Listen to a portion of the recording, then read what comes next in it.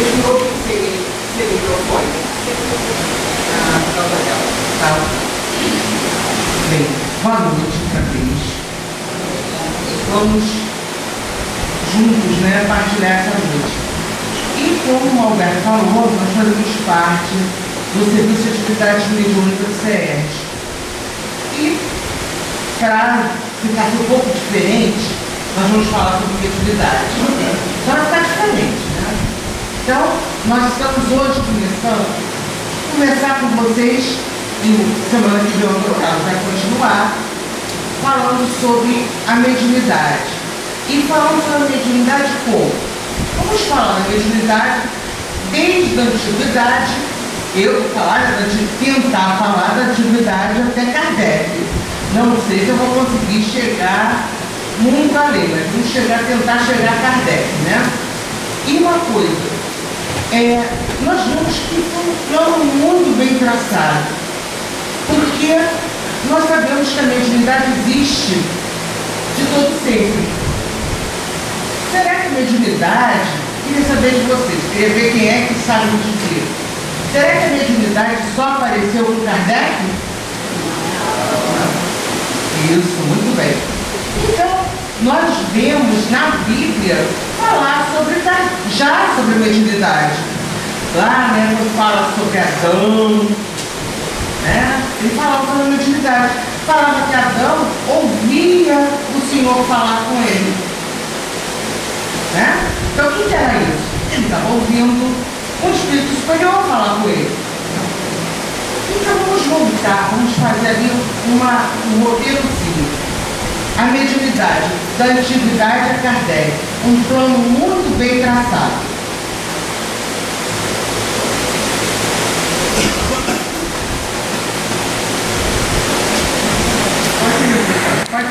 Pode entrar tudo.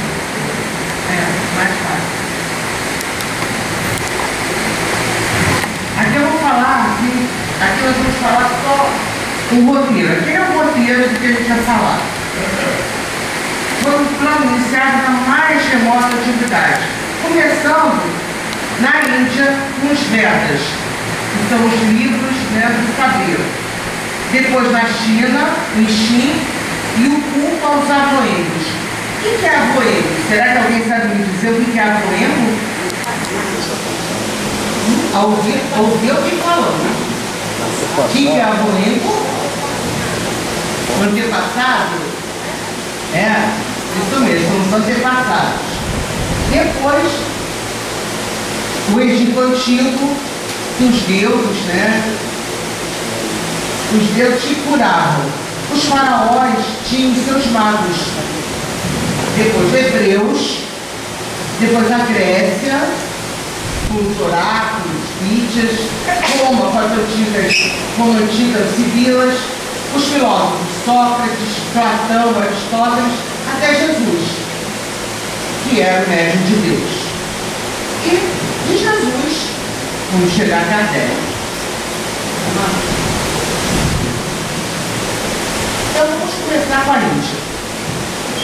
Há 4.000 anos atrás, nós sabemos que as verdades da parte espiritual, do plano espiritual, já existiam. Os hindus já conheciam sobre a vida espiritual, já sabiam que existia essa correlação. Mas isso daí, como é que eles sabiam? Intuitivamente. E como eles depois foram fazendo? O que aconteceu? Um foi falando para o outro. É aquela coisa da fala. Uma pessoa da parte falada. Então, um contava para o outro que existia. Até que em 3.500 nasceu um sábio, que o nome dele eu vou ler, porque eu nunca consigo. Vou ler aqui para vocês. O nome dele é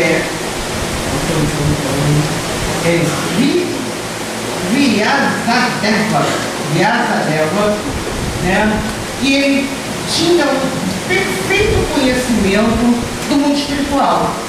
Dizem que ele era, algumas pessoas diziam que ele era o próprio Deus, achavam que ele era o próprio Deus, porque ele sabia tudo sobre o mundo espiritual, sabia sobre essa comunicação, sabia que existia um outro plano, ele contava que existiam cidades, isso daí é 3.500 anos antes de Cristo, contavam que existiam cidades, e eles acharam, né? Não, ele é Deus. Mas ele dizia que ele não era Deus, que ele não era, que ele era simplesmente um conhecedor do plano espiritual. Do jeito que ele podia falar. Naquela época ele não dizia, eu conheço o plano espiritual. Ele dizia, eu conheço essa outra visão. E em 1500 a.C., isso daí foi compilado nos Vedas, que são os 4 livros védicos, que vem nesse momento é que é o primeiro registro assim escrito sobre o plano espiritual. São os 4 livros Vedas. Só que, deixa eu contar uma história para vocês. É uma história que a gente sempre pergunta. Eu quero ver se vocês aqui vão me dizer certo. Mas eu quero ouvir a resposta, hein? Não vai ficar sem dizer a resposta, não. Quantos anos os Vedas tinham que estudar para se tornar sacerdotes? Será que alguém sabe? Não. Loteria. Vamos lá. Podemos chutar. Quantos anos vocês acham que eles estudavam para ser sacerdotes? Para primeiro começar a falar um pouquinho sobre a religião. Conversar. Pode falar. Fala para mim. Não sabe? Quem me fala? Ninguém vai me falar. Gente, ele falou quanto? 50 anos. Foi na mosca. Foi quase na mosca. Desce um pouquinho só. Desce um pouquinho. 40? Acertou. 40 anos. Gente, imagina estudar 40 anos para você começar a falar. Aí você podia começar a falar sobre o plano espiritual. Nós também fazemos isso, né? Nós aqui, a gente para ser médico, para trabalhar na mediunidade, a gente também leva 40 anos, não é isso? Não, né? Bem, a gente não chega a tanto, mas também a gente não pode chegar a entrar na casa espírita e querer no outro dia estar na mediunidade, né? Então, a gente também tem que estudar. Então, eles levavam 40 anos para eles começarem a ser sacerdotes. E Manu, que era um dos compiladores, foi um dos legisladores, né, da parte dos Vedas, Manu, ele dizia o seguinte: os espíritos...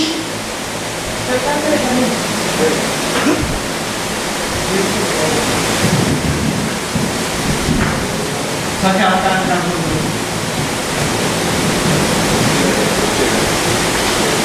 Os espíritos dos ancestrais, no estado invisível, acompanham certos brahmanes convidados para as cerimônias em comemoração dos mortos. Sob uma forma aérea, eles os depois servem e tomam lugar ao seu lado, quando se sentam. Ele quer dizer com isso que nas reuniões que eles faziam, eles deixavam cadeiras vazias, cadeiras da época vazias, que eles sabiam que ali iam se sentar espíritos, que eles chamam de formas aéreas, são os espíritos, pelo menos classificavam, para que eles se assentassem ali, os espíritos seus ancestrais ficavam ali sentados, acompanhando a reunião. É o que eles achavam, né? Mas nós sabemos hoje em dia que eles não precisam de cadeira, né?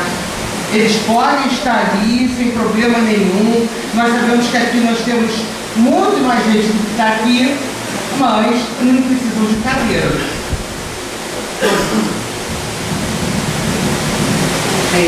Agora eu vou apresentar para vocês Krishna. Krishna é considerado a 8ª encarnação de Vishnu. Vishnu era um dos deuses, era considerado um dos deuses. Vai passar por aí. Então, o brahmanismo, que é a mesma coisa, continuando, o vedismo, o brahmanismo, eles todos estão juntos, Então, o brahmanismo, eles diziam, que existiam 3 deuses. Eles não consideravam Deus só, não, como nós consideramos. Eles achavam que existiam 3 deuses. O primeiro Deus, que era Deus Brahma, que era o Criador, que era com isso, era o mais importante deles. O segundo, que era Shiva, que era o rei da destruição, que era o Deus da destruição, e sua esposa, que era Kali, que era a deusa da morte. Depois nós temos o Vishnu, que eu mostrei para vocês antes. Vishnu, que era o príncipe conservador, o príncipe governador. Ele é o que teria mais contato com os humanos. É o que eles consideravam. Clarice, lembra aqui que no caso do Shiva, ele tinha uma dicotomia. Ele era o destruidor e o renovador. E a morte representada pela sua esposa. E quem conservava era o Vishnu, que era o que fazia a conservação enquanto a pessoa estivesse na encarnação. E destruidor, nós vemos que existe a lei da destruição. A gente sabe que na doutrina espírita nós temos a lei da destruição. A destruição, ela também é necessária. Nós temos a destruição em vários tipos de coisas. Nós podemos ter a destruição numa chuva, às vezes que cai. Então, isso também é uma lei de destruição. Mas também é uma lei de transformação também. Nesse momento que a chuva cai, muitas vezes destrói algumas coisas, mas também ao mesmo tempo está renovando a terra.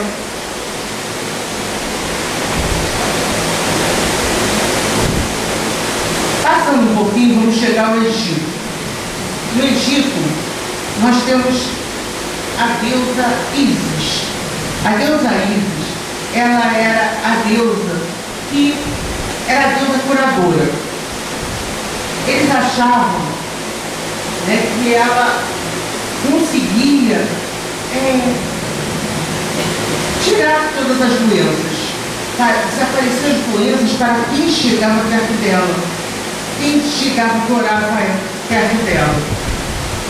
E nós vemos ali, embaixo, não sei se vocês estão vendo, se está dando para vocês verem, assim à esquerda, é Ísis com o filho dela, Horus. E foi a partir desta escultura que existia que eles fizeram Virgem Maria com o menino Jesus. Porque eles aproveitaram todos aqueles deuses pagãos, para transformar na parte do cristianismo. A gente sabe que houve uma mudança, Então, o Rei Sol, que foi considerado o mesmo dia que é considerado Natal, o dia que era o Rei Sol. Então, foram coisas que foram pegas de outras religiões para trazer para o cristianismo, naquela época, há muito tempo atrás.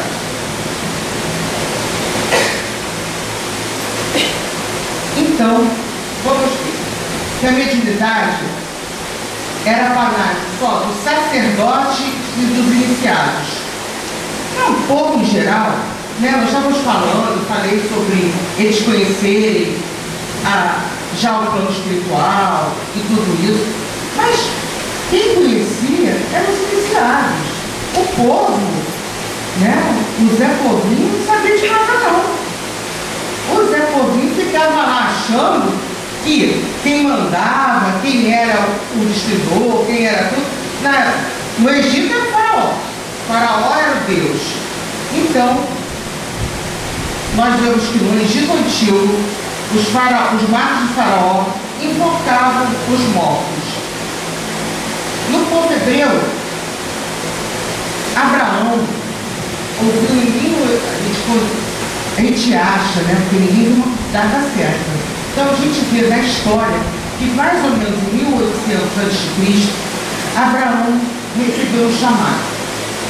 Abraão, ele já era monoteísta, mas ele vivia numa cidade que era totalmente rodeada pelo paganismo. As pessoas cultuavam diversos deuses, não cultuavam um Deus só. Mas Abraão, que era descendente, dizem que ele era descendente lá de Noé, então Abraão já conhecia o Deus único. E ele ouviu Deus falando para ele: olha, você pega a sua família, sai daí, que eu vou te dar um local, você vai para um local onde você vai aumentar e a sua família vai ser tão grande quanto as estrelas do firmamento. E Abraão não pensou duas vezes, não. Ele acreditou piamente. Ele pegou a família dele e foi embora. Saiu de Ur e foi para hoje, né, a Judéia. Então ele foi sem pestanejar. Eu acho que hoje em dia a gente não faz muito mais isso não, né? Se falarem pra gente vai, a gente fica no meio, a gente pergunta, pensa 10 milhões de vezes até a gente tomar uma decisão. Mas naquela época a fé era muito grande e eles tinham certeza naquilo. Abraão já era em parte iniciado. Na China, a gente fala outra vez do culto dos apoiantes, que é o culto dos antepassados. E só mesmo nessa parte eram só as pessoas iniciadas, eles sabiam mais sobre o plano espiritual. Eles achavam sim, todos cultuavam os antepassados. Mas essa conversa que eles achavam que poderia ter não era uma coisa difundida por todo o povo. Eram só os sacerdotes que sabiam. Depois, o povo celta, e nós vamos falar sobre os druidas. Alguém já ouviu falar sobre os druidas? Já? E quem eram os druidas?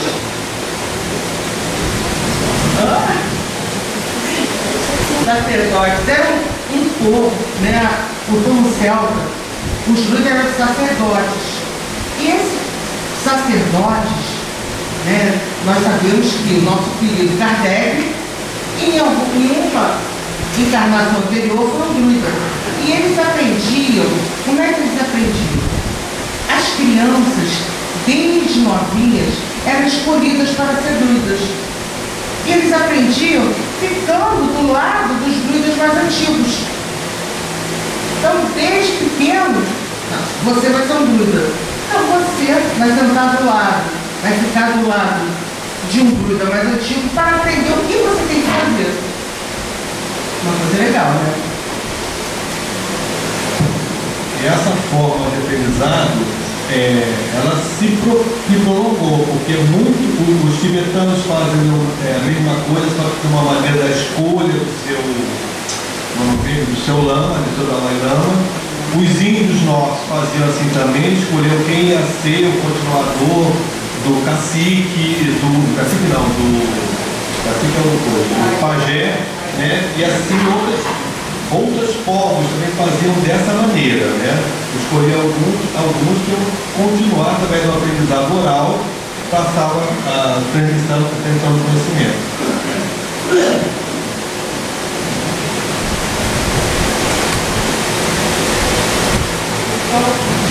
Nós sabíamos, né? Nós vimos, né?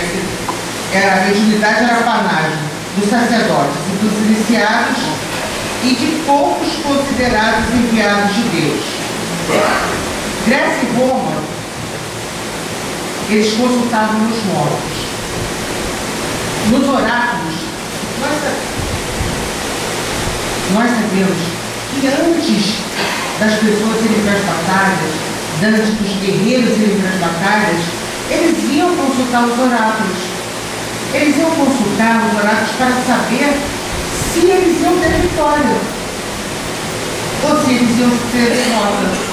Se eles dissessem assim para eles, vocês vão ser derrotados, eles já mudavam o plano de guerra deles, que aí não ia dar certo.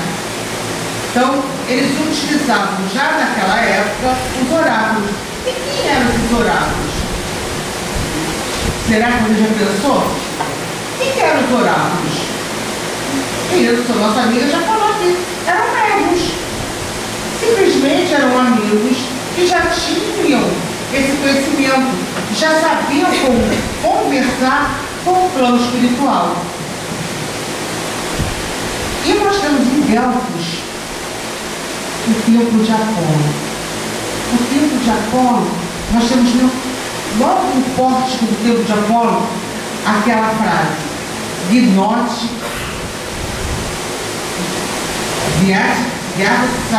Saco, né? É Seaco? Sealco. Gnote Sealco. Eu sou ótima para falar essas línguas. Não aprendi nada disso. Então, Gnote Sealco. Eu poderia, grego antigo. Mas não aprendi grego. Teve gente que aprendeu grego, né? Hoje em dia, né? O pessoal no Pedro II aprendeu grego, né? Na minha escola eu não aprendi nada disso. Nem latim, grego, nada disso. Então, Gnote Sealco, conhece a ti mesmo. Alguém já ouviu falar isso? Isso. Sócrates achou muito bonito e se apossou. Não que ele se apossou dizendo que tinha sido ele que tinha pensado nisso. Não. Ele se apossou no sentido de que ele trabalhou em cima disso, ele refletiu. Se eu não me conhecer, como é que eu posso conhecer a outro? Se eu não me conhecer, como é que eu posso ter um relacionamento com o outro? Se eu não sei os meus defeitos, como é que eu posso evoluir? Se eu não sei os meus defeitos, como é que eu melhoro?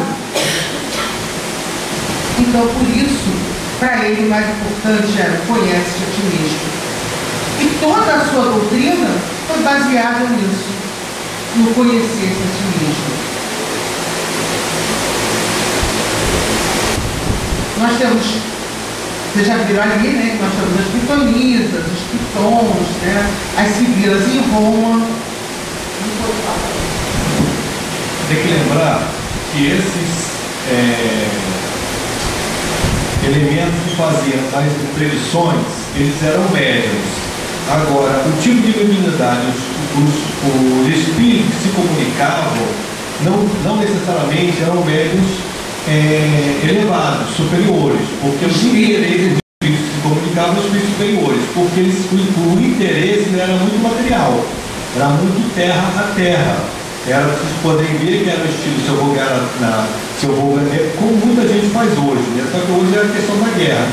Mas perguntavam se iam prosperar no comércio, no casamento, e assim ia. Então, nem sempre eram espíritos superiores, mas Deus sempre utilizou de todas as possibilidades para nos orientar. Então, acontecia também de quando os sentimentos eram mais enobrecidos, os espíritos que comunicavam eram espíritos mais evoluídos.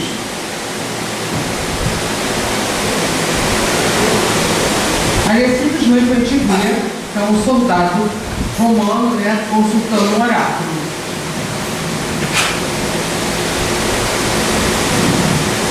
Bem, na Bíblia é que nós vemos os maiores registros, né, dos prodígios dos profetas e dos profetas que eram do Velho Testamento. Abraão já falei para vocês. Agora, vou falar para vocês de José. José, ele era um médium. O que ele era? Era um médium. E ele fazia o quê? Ele conseguia descobrir o significado dos sonhos. Ele decifrava os sonhos. José, ele foi o 10º filho de Jacó. Só que os irmãos dele tinham uma ligeira não encher o ciúme dele. Então, com isso, o que eles fizeram? Eles venderam o irmão para os mercadores. Só que, de um jeito ou de outro, ele chegou lá no Egito. Chegou no Egito e foi, trabalhou, né, um tempo, com algumas pessoas, e depois ele conheceu um senhor, não era faraó ainda, ele conheceu um senhor, e esse senhor, que era um senhor já de escravos, um senhor, uma pessoa da aristocracia, ele começou a ver que Moisés e José eram inteligentes. Ensinou para ele, né, romano, ensinou para ele o romano, estou ficando louco, o egípcio, né, que ele ensinou para ele a parte da escrita egípcia, e José foi lá e aprendeu tudo isso. Só que esse senhor tinha uma esposa, e essa esposa achou José uma pessoa atraente. Só que José era uma pessoa muito íntegra e não aceitou a proposta da esposa dele. O que aconteceu? Ele foi preso.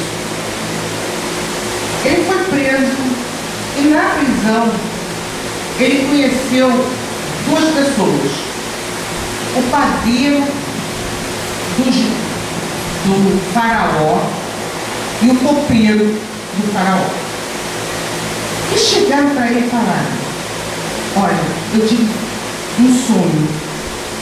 Será que você podia interpretar para mim? Ele sonhava que era enforcado. O copeiro estava sonhando que era enforcado. Ele falou assim: isso daí não quer dizer que você vai morrer, não. Isso quer dizer que você vai viver muito. E realmente, ele viveu muito. Ele saiu, foi liberto. E José continuou lá preso. Aí o tempo foi passando. Aí o faraó teve um sonho. Ele sonhou que 7 vacas magras comiam 7 vacas gordas e que elas continuavam magras. E ninguém conseguia descobrir o que era aquilo. Perguntaram para um, perguntaram para outro, perguntaram para todos os magos, né, do faraó, todos os conselheiros do faraó, ninguém chegou a nenhuma conclusão. Aí o povo falou assim: José. José. Aí falou pro faraó sobre José. Aí falou assim: bem, vamos chamar esse homem aí, vamos ver o que esse homem quer dizer. Aí chamaram José. Aí José falou para ele assim: olha, isso daí quer dizer o seguinte: são 7 anos de abastança, de fartura, e 7 anos de penúria, de fome. Ele ficou aliviado. Será que isso é verdade? Eu acho que é assim. Só que tinha uma coisa. Havia, naquele tempo, apesar do faraó ser considerado um só, haviam 2 faraós. Um que era o querido dos sacerdotes, que os sacerdotes gostavam, e o outro que era o faraó que o povo gostava. Esse faraó que o povo gostava foi esse que falou com José. E eles eram nas terras baixas. É que eles falam que José é inteligente, ele conhecia as coisas, falava assim: quando chegar até a época que não tinha nada, né? Na época da fome, o que está toda a água da terra alta vai descer para as terras baixas. E com isso a gente vai conseguir, mais tempo, a gente vai conseguir conservar essa fartura. E foi o que aconteceu. O outro lado lá ficou sem nada, também não tinham guardado nada. Aí todos eles se juntaram e ficou um faraó só. Nesse meio tempo, o que aconteceu? Todo aquele povo em volta estava com fome. Como aquele povo todo com fome, foram procurar o Egito. E os irmãos do Moisés, deixa eu ver Moisés agora. Irmãos do José chegaram lá no Egito. Não reconheceram, claro. José estava lá com um chanceler, com um anel no dedo, parecendo um egípcio. Não reconheceram. Mas ele os reconheceu. E chamou os irmãos para virem para o Egito. E todo o povo de Israel veio para o Egito. E todo o povo judaico veio para o Egito. Depois de algum tempo, a gente sabe que as coisas não acontecem à toa. Então, e que algumas pessoas não gostam muito quando o outro se dá bem. Aquele outro faraó começou a insuflar o resto dos conselheiros. E com isso, o faraó que protegia José morreu, foi morto. Com isso, José perde o chancelato, né? E todo o povo judeu passa a ser escravo. E fica muitos e muitos anos. Apesar do povo judeu ter ainda a notícia, né, e a ideia innata do monoteísmo, o que acontece? Muito em volta deles, todo aquele povo que estava em volta deles, era um povo que era pagão. E um povo que cultuava vários deuses. Como cultuavam vários deuses, muitos daqueles que estavam lá também cultuavam vários deuses. Eu tenho uma pitonisa, então vou lá saber das coisas com aquela pitonisa. Aquela pessoa ali está dizendo alguma coisa, então eu vou lá. Eles passaram a ter também esse hábito de querer saber das coisas comezinhas. Antigamente, quando havia esse intercâmbio entre os espíritos, entre o plano espiritual, era para coisas elevadas. Deus não, em nenhum momento teve contato com o povo judeu para dizer coisas bobas com aqueles enviados, né? Então, eles começaram a procurar, começaram a querer saber, como é que eu vou encontrar um namorado, eu vou casar com uma pessoa, eu vou ter dinheiro. Eles começaram a tudo isso. Nesse mesmo tempo, aparece quem? Aparece Moisés. Moisés, ele descobre, não vou contar a história toda para vocês de Moisés não, porque senão a gente não vai sair daqui hoje.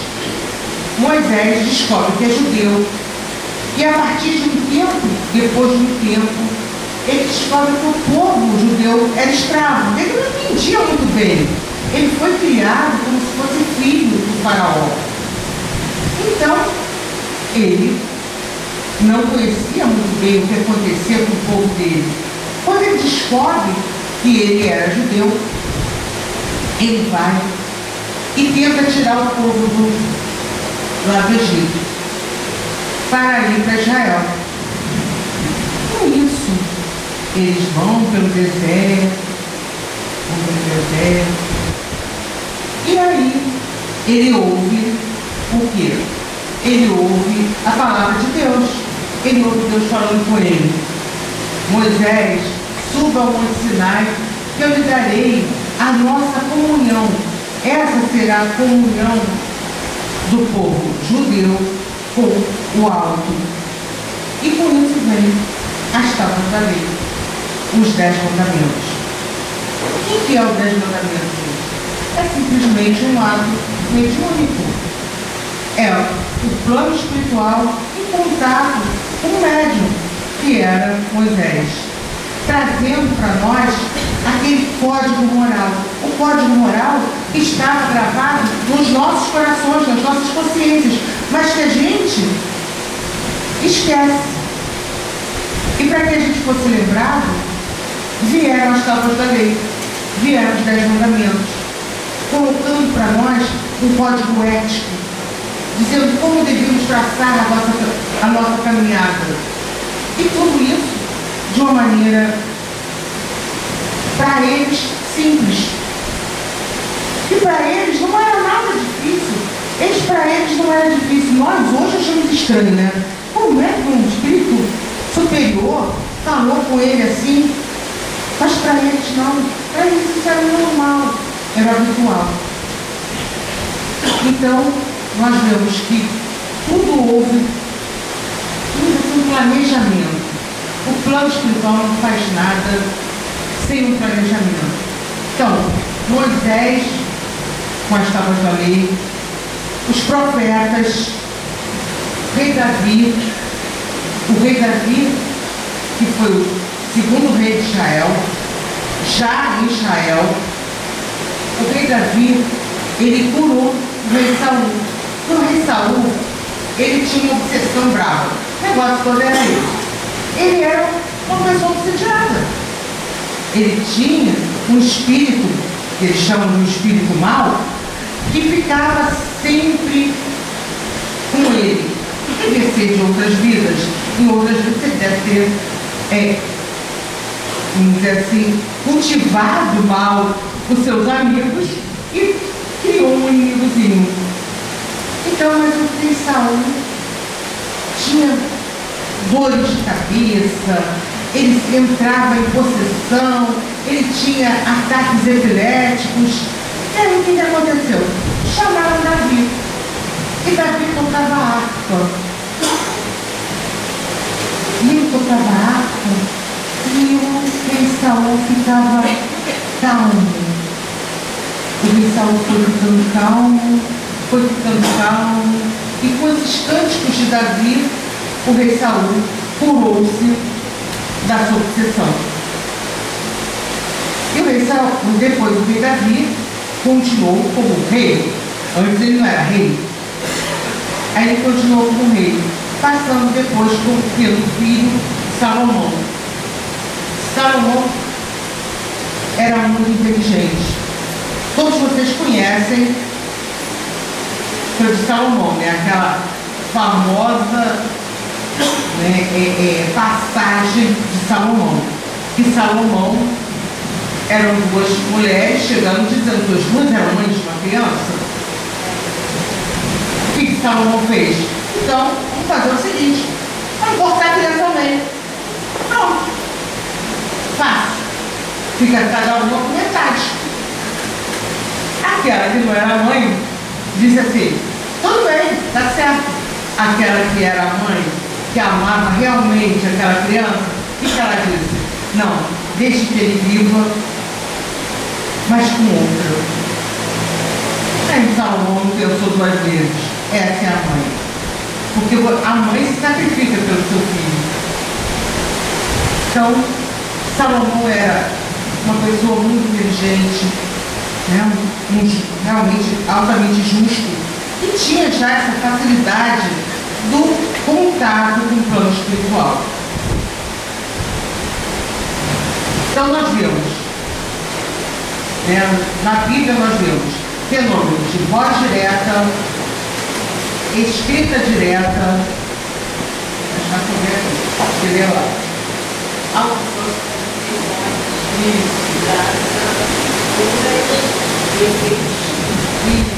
Muito bem.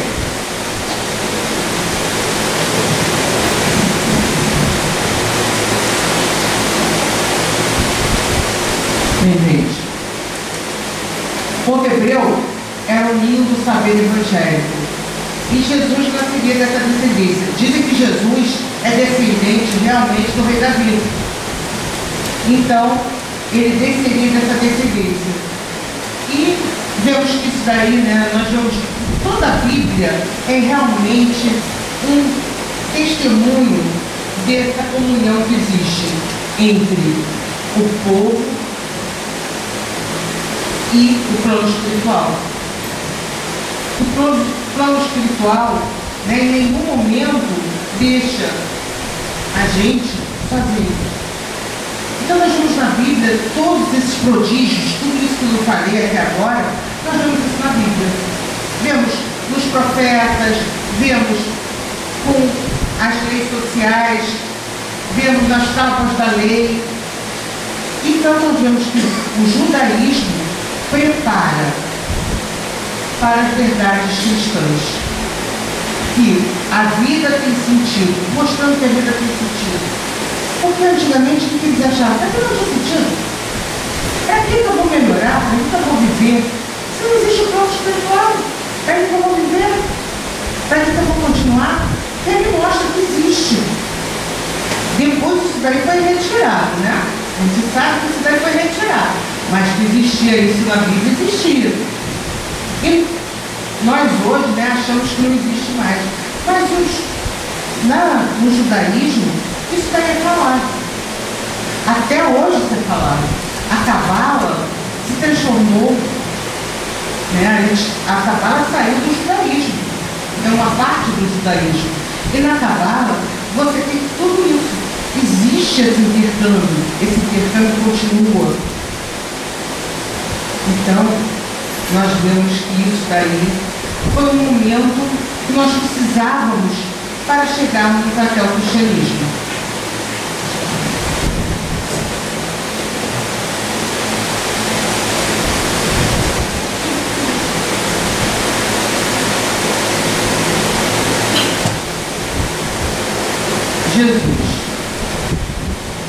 Jesus ele inaugura a mediunidade do amor.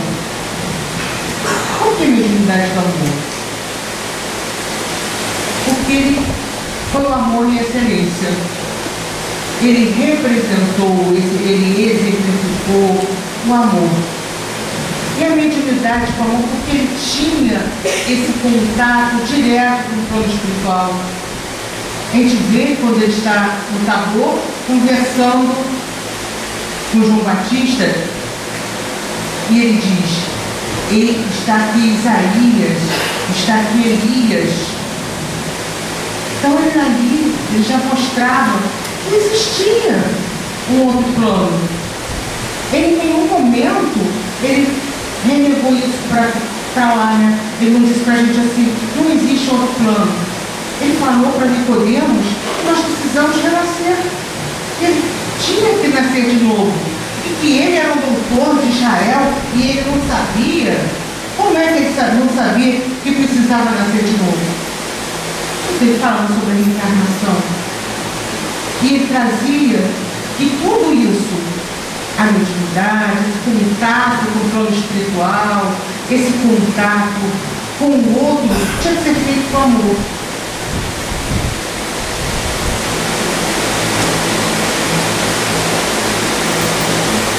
Jesus curou corpos para curar almas.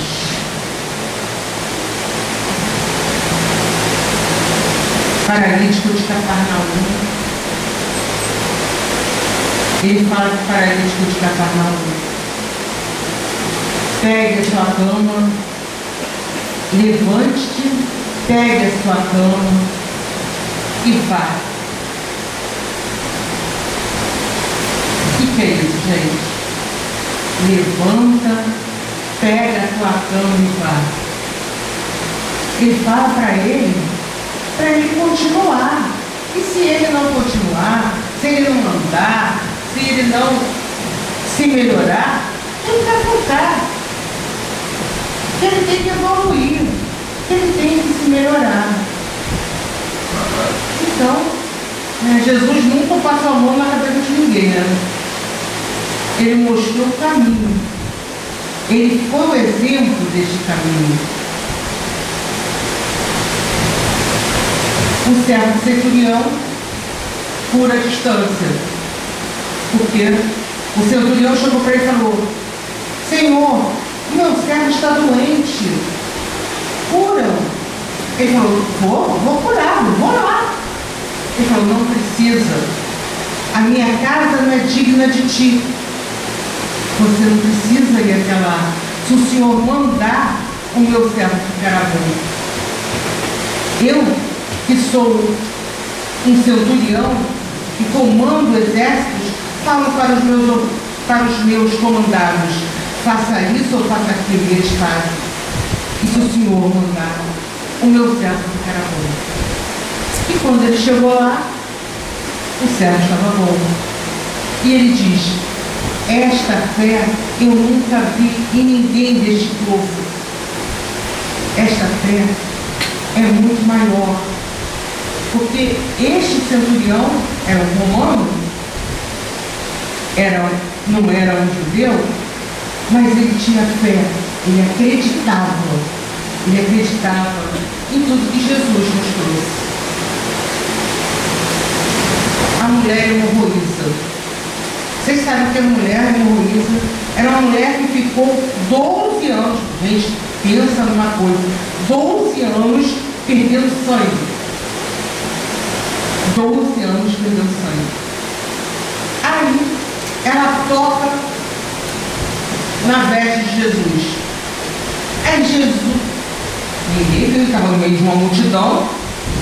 Aí ele fala assim, alguém me tocou. Aí a pessoa fala, me tocou? Te tocou? Como, Jesus? Tem tanta gente, como o senhor pode saber disso? Saiu de mim uma virtude. O que é essa virtude? É o magnetismo. São os fluidos curadores. E a fé desta mulher fez com que ela fosse curada. E que ele não precisou usar a vontade para curá-la, porque o magnetismo dele fez, né? A gente só fica pensando, né, a aura de Jesus, né? A gente fica só pensando assim, né? A gente vê que as auras daqueles amigos, né, aqueles amigos mais iluminados, né, Chico Xavier, e outros já são mais auras imensas, imagina a aura de Jesus, né? Então, ela chegou perto dessa aura e conseguiu, pela fé dela, ser curada, depois de 12 anos. Os 10 leprosos, não vou contar a história toda, não entendendo. A cura da filha de Jairo. E os apóstolos também curavam. E Jesus nos disse, o que faço podeis fazer e muito mais. A gente tem que ter certeza. Isso que ele falou não é mentira, não. A gente tem que ter certeza que nós podemos agir, que nós podemos fazer algo pelo outro, se nós quisermos. Mas também precisa de quê? Precisa de estudo, precisa da gente se educar, da gente melhorar.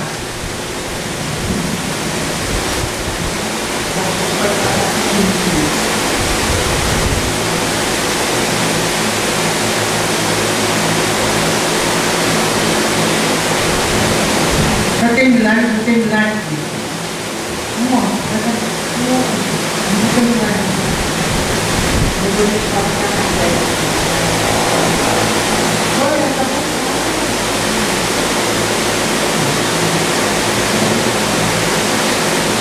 mediunidade com Jesus. E nos últimos dias acontecerá, diz o Senhor, que do meu Espírito derramarei sobre toda a carne.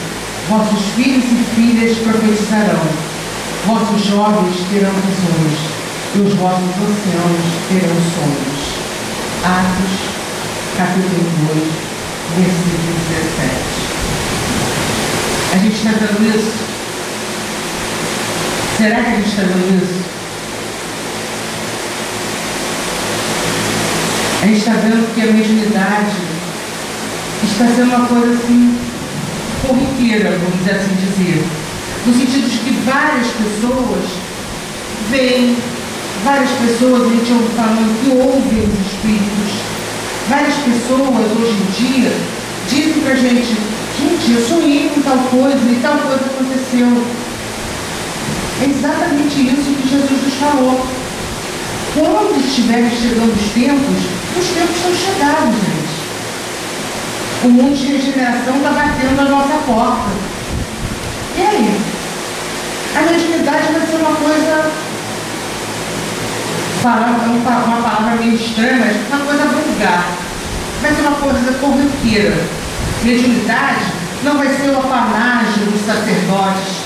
Mediunidade não vai ser só de um ou de outro. Todos terão mediunidade. Porque a mediunidade não é nada muito diferente. A mediunidade simplesmente é essa conversa que nós temos, essa certeza que nós temos que ter que existe o plano espiritual. Se nós temos certeza que existe o plano espiritual, por que não conversarmos com os amigos do plano espiritual? Por que não voltarmos ao que nós acreditávamos mais tempo atrás, antes dos atavismos, do tempo da Idade Média, que marcou toda aquela nossa certeza que existia o plano espiritual? Com a mediunidade, foi isso que Kardec veio fazer para a gente, trazer para a gente essa certeza de que o plano espiritual existe, que nós somos imortais. Esse plano espiritual está em todo momento em contato conosco, é só nós queremos. E mesmo quando nós não queremos, E quando nós entramos em contato, muitas vezes, com irmãozinhos não muito superiores, pelos nossos próprios pensamentos, nós estamos fazendo a mesma coisa. Também é a mediunidade. Essa influência que temos uns com os outros, isso daí é a mediunidade. Essa capacidade que temos de influir no outro. Muitas vezes a gente olha para alguém e a gente fala, você está triste. E a pessoa não nos disse nada. Que a gente consegue entrar no campo daquela pessoa. Então foi isso que Kardec nos trouxe. Jesus nos trouxe a mediunidade com amor. E Kardec nos trouxe a mediunidade, a certeza de que a mediunidade é um patrimônio da humanidade.